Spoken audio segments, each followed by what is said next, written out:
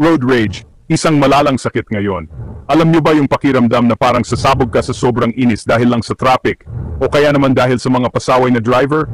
Yan ang tinatawag na road rage. Ito yung matinding galit na nararamdaman ng isang tao habang nagmamaneho. Delikado ito kasi pwede itong mauwi sa sakitan, banggaan, o mas malala pa. Iba-iba ang mukha ng road rage. Minsan, pasigaw lang o busina ng busina. Pero may times din na nagmumurahan na, nagsusuntukan, o nagbabarilan pa. Nakakatakot, di ba? Lalo na kung may mga kasama tayong bata o matanda sa sasakyan.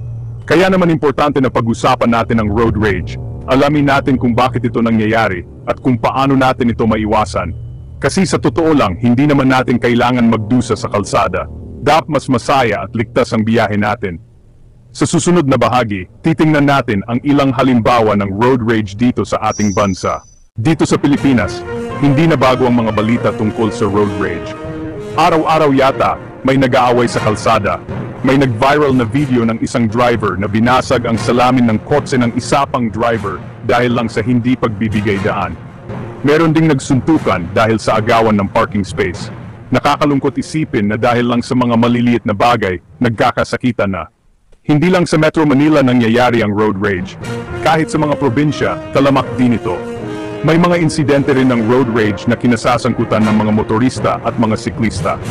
Kaya naman, hindi natin pwedeng ipagwalang bahala ang isyong ito.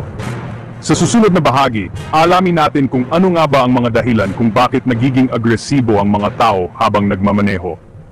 Maraming dahilan kung bakit nagkaka-road rage. Isa na rito ang stress. Kapag stress tayo, mas madali tayong mairita at magalit. Lalo na kung traffic pa at nagmamadali pangawala, pwede ring dahil sa ugali nating mga Pilipino. Minsan kasi, mainitin tayo at gusto natin lagi ay yung tayo ang nasusunod. Kaya konting aberya lang sa daan, nagiinit na agad ang ulo natin. Pangatlo, pwede ring dahil sa kawalan ng disiplina sa kalsada. Maraming pasaway na driver na hindi marunong sumunod sa batas trapiko. May mga nag-counterflow, nag-overtake sa maling lugar, at nagpa-park kung saan-saan. Nakakainis talaga.